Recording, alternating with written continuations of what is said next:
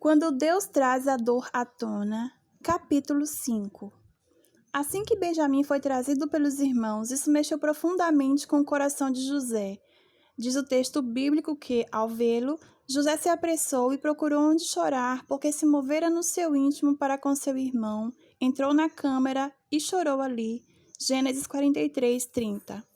É a segunda vez que ele chora, movido por dor e emoção, ao reencontrar-se com seus irmãos.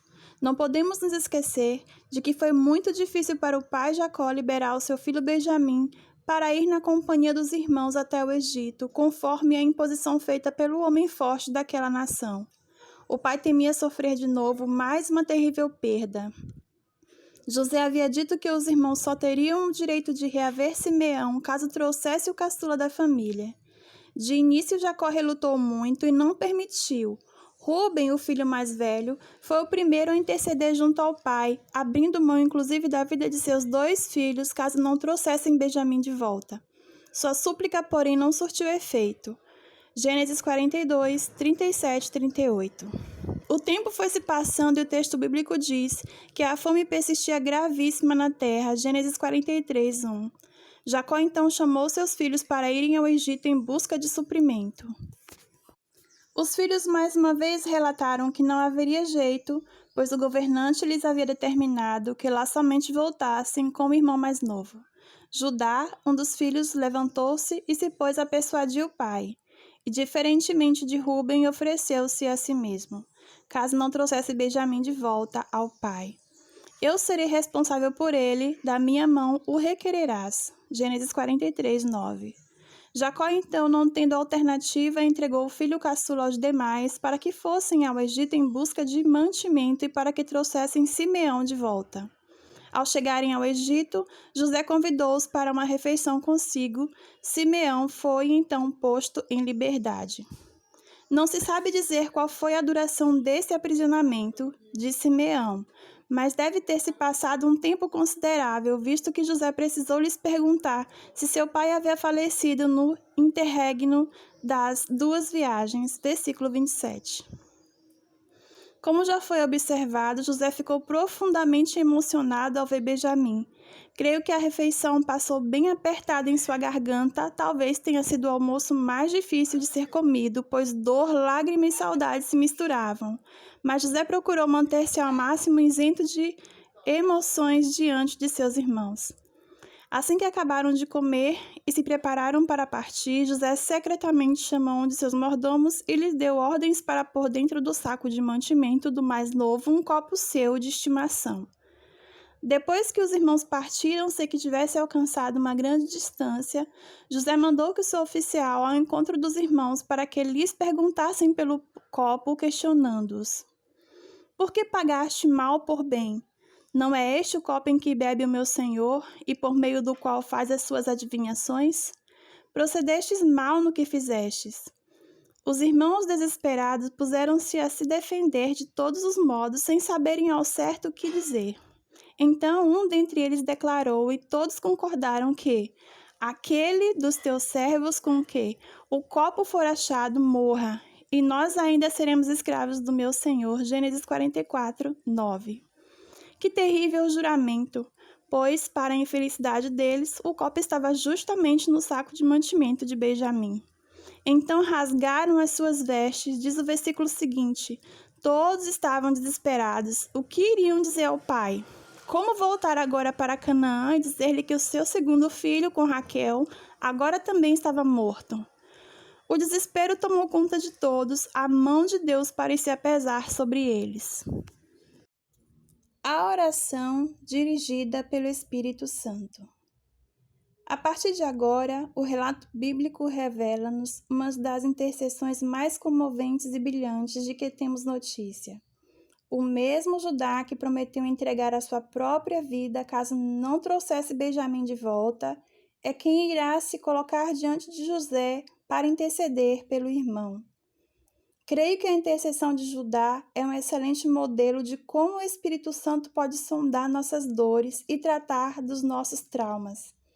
Veja o que Paulo diz em Romanos 8, 26, que também o Espírito semelhantemente nos assiste em nossas fraquezas, porque não sabemos orar como convém, mas o mesmo Espírito intercede por nós, sobremaneira com gemidos inexprimíveis. A intercessão de Judá nos ajudará nesse processo. O texto bíblico que a descreve é o seguinte: Então Judá se aproximou dele e disse: Ah, Senhor meu, rogo-te, permite que teu servo diga uma palavra aos ouvidos de meu senhor, e não se acenda a tua ira contra o teu servo, porque tu és como o próprio Faraó. Meu senhor perguntou a seus servos: Tende pai ou irmão? E respondemos a meu senhor: Temos pai já velho e um filho da sua velhice, o mais novo, cujo irmão é morto. E só ele ficou de sua mãe, e seu pai o ama. Então dissestes a teus servos: Trazei-mo para que ponha os olhos sobre ele. Respondemos ao meu senhor: O moço não pode deixar o pai. Se deixar o pai, este morrerá. Então dissestes a teus servos: Se vosso irmão mais novo não descer convosco, nunca mais me vereis o rosto. Tendo nós subido a teus servos, meu pai, e a ele repetido as palavras de meu senhor, disse nosso pai: Voltai, comprai-nos um pouco de mantimento. Nós respondemos: Não podemos descer. Mas se nosso irmão mais moço for conosco, desceremos, pois não podemos ver a face do homem se esse nosso irmão mais moço não estiver conosco. Então nos disse o teu servo, nosso pai: Sabeis que minha mulher me deu 2 filhos. Um se ausentou de mim, e eu disse: Certamente foi despedaçado, e até agora não o vi mais. Se agora também tirardes este da minha presença, e lhe acontecer algum desastre, farei descer as minhas cãs com pesar à sepultura. Agora, pois, indo eu a teu servo, meu pai, e não indo o moço conosco, visto que a sua alma está ligada com a alma dele, vendo ele que o moço não está conosco, morrerá. E teus servos farão descer as cãs de teu servo, nosso pai, com tristeza à sepultura. Porque teu servo se deu por fiador por esse moço para com o meu pai, dizendo: Se eu o não tornar a trazer-te, serei culpado para com o meu pai todos os dias. Agora, pois, fique teu servo em lugar do moço, por servo de meu senhor, e o moço que suba com seus irmãos. Porque como subirei eu a meu pai, se o moço não for comigo? Para que não veja eu o mal que a meu pai sobrevirá. Convém destacar alguns itens na intercessão de Judá. Uma palavra. Versículo 18. Esta uma palavra de Judá foi o que desmontou todos os sistemas psicológicos defensivos de José. Uma palavra. Foi também com uma palavra que Jesus curou o filho daquele centurião romano, mesmo à distância. Mateus 8:8. Precisamos de apenas uma palavra de Deus para a nossa cura. Devemos pedir direção ao Espírito Santo quando formos ministrar alguém, para que nossas palavras sejam dirigidas pela voz de Deus e não pela nossa. A voz do Senhor é como voz de muitas águas, Apocalipse 1:15. Quebra os cedros do Líbano, Salmo 29:5. É como a espada de 2 gumes que penetra a ponto de dividir a alma e espírito, juntas e medulas, e é apta para discernir os pensamentos e propósitos do coração. E não há criatura que não seja manifesta na sua presença. Hebreus 4:12-13. Aqui se estabelece também o princípio de que, na maioria das vezes, Deus vai usar alguém que ministre em nossa alma, e não a nós mesmos. Se pessoas nos feriram, Deus usará pessoas para nos curar. O Dr. Fábio Damasceno diz uma coisa muito interessante. Se os traumas emocionais são advindos de relações doentias, então o oposto também é verdade. Deus usará relações sadias para nos colocar num movimento em direção à cura. Tiago 5,16 nos diz: muito pode, por sua eficácia, a súplica do justo. Aos ouvidos, versículo 18. Quando uma palavra é dirigida pelo Espírito Santo, assim que ela entra pelos ouvidos, vai direto ao coração ferido para curá-lo. Que coisa tremenda! Creio que esta expressão também quer dizer que o Senhor não deseja nos expor. Não vai tirar a nossa roupa em público, mostrando nossas vergonhas e anomalias emocionais. O Espírito Santo respeita a nossa privacidade e por isso vai falar aos nossos ouvidos, ou seja, em nosso íntimo. Você, caro leitor, pode permitir que o Espírito use a oração de alguém por sua vida. Tu não és como o próprio Faraó, versículo 18. Perdoe-me pelo acréscimo não, pois acredito que é exatamente isso que o Espírito Santo vai mostrar a José. Vai lhe revelar que ele não passa de um filho ferido, mesmo vestido de Faraó. Deus enxerga além das aparências, ele vê o nosso coração tal como é. As pessoas podem nos ver como Faraó, pastor fulano de tal, líder tal, etc. Mas o Senhor nos vê como somos de fato, sem títulos, sem honrarias, sem troféus, apenas como filhos. Tenho visto muitas pessoas escondidas atrás de seus títulos e honrarias. Quando são confrontadas ou motivadas a se abrir por orgulho, acabam se refugiando nas aparências e por isso não são curadas e libertas. É preciso que rompamos com essas tradições e estejamos abertos ao que Deus quer fazer em nossa vida. Tendes pai ou irmão? Versículo 19. Deus conhece nossos dramas familiares. José fazia perguntas com intenções ocultas que seus irmãos não alcançavam, mas, mesmo assim, respondiam a José acerca de sua família e dos problemas enfrentados. O pai Jacó, já velho, tinha sua alma ligada ao filho caçula, Benjamim. Creio que esse vínculo reforçava-se ainda mais, pois Raquel, sua esposa amada, já havia falecido. O filho José era dado por morto. Os irmãos disseram que se não restituíssem Benjamim ao pai, este não suportaria a dor de tamanha perda. Aqui então temos as complexidades de uma família com todos os seus dramas e problemas. Muitos de nós também proviemos de um lar assim, por vezes marcados pelo divórcio ou de uma situação em que o casamento de nossos pais era instável, cheio de brigas e desavenças. Alguns foram criados por pais bêbados, violentos, frios, ou ainda por mães relapsas, insensíveis, etc. Não importa o que tenha acontecido, Deus conhece a nossa realidade e pode restaurar aqueles que se achegam a Ele de coração aberto. Por vezes, não temos condições de mudar muitos de nossos familiares.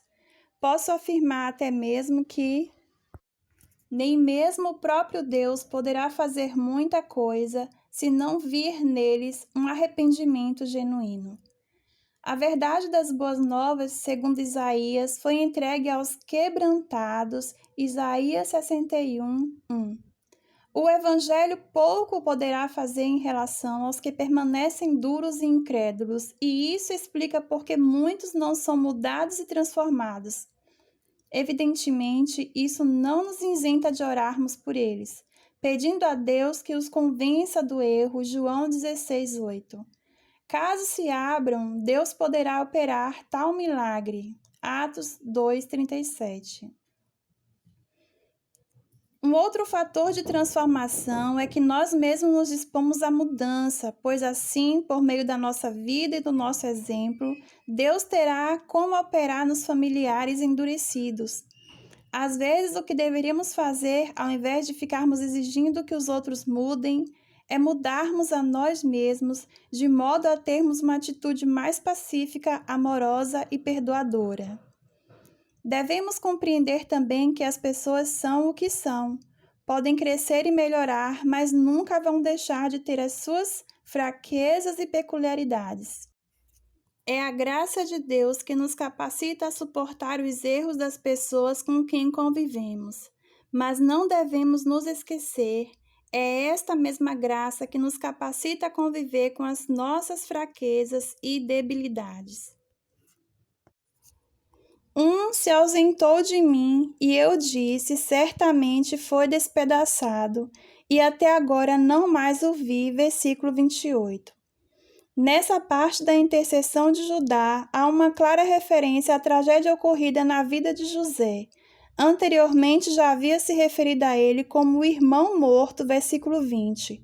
Para os irmãos não haviam dúvida, José estava morto, e mais de 20 anos já havia se passado desde quando foram vendidos.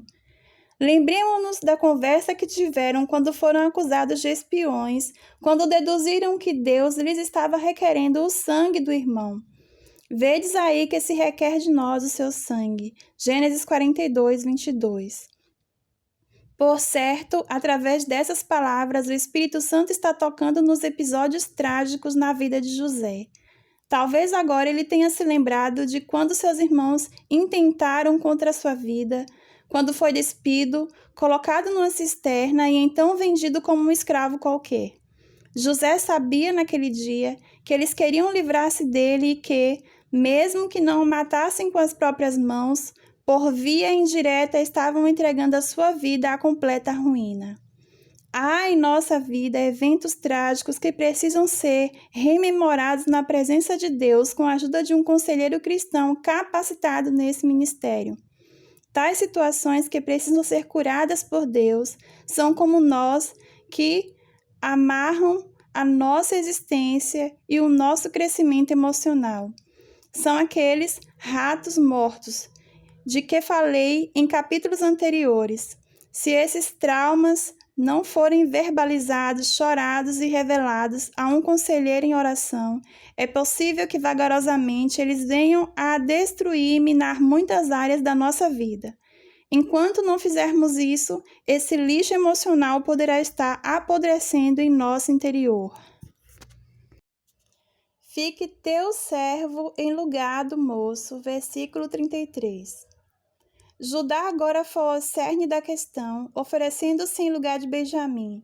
Sua intercessão foi um instrumento nas mãos do Espírito Santo que nos assiste em nossas fraquezas, porque não sabemos orar como convém. Romanos 8, 26. Mas a sua atitude representava a própria pessoa de Jesus. Creio que esse versículo expressa o que há de mais crucial na cura interior, a obra substitutiva de Jesus na cruz. Lá, ele tomou o nosso lugar, a nossa dor, as nossas doenças, enfermidades, pecados, maldições e também nossos traumas, humilhações, vergonhas e tudo mais. Isaías o chamou de homem de dores, pois ele sabe o que é padecer. Isaías 53, 3. Ele é o Emanuel, o Deus conosco, em todos os lugares, momentos e situações. O salmista nos ensinou acerca de seu cuidado para conosco. Ainda que eu ande pelo vale da sombra da morte, não temerei mal nenhum, porque tu estás comigo, a tua vara e o teu cajado me consolam. Salmo 23, 4. Jesus, como Judá, colocou-se em nosso lugar. A diferença entre ambos é que Judá não chegou a sofrer as consequências da sua atitude, pois logo depois José revelou quem ele era de fato e toda a situação mudou. Mas Jesus, sim, ele sofreu por nós. O que estava para cair sobre nós sobreveio a ele. Mas o Senhor fez cair sobre ele a iniquidade de nós todos. Isaías 53, 6. Ele foi o mais rejeitado entre os homens, versículo 3. desprezado, tomou nossas enfermidades, nossas dores, aflições, foi ferido de Deus, oprimido, transpassado pelas nossas transgressões, moído pelas nossas iniquidades. O castigo que nos traz a paz estava sobre ele. Muito mais teríamos ainda a falar da sua obra na cruz, mas isso basta para afirmarmos que ele muito bem pode compreender a nossa dor e ainda mais pode sarar-nos.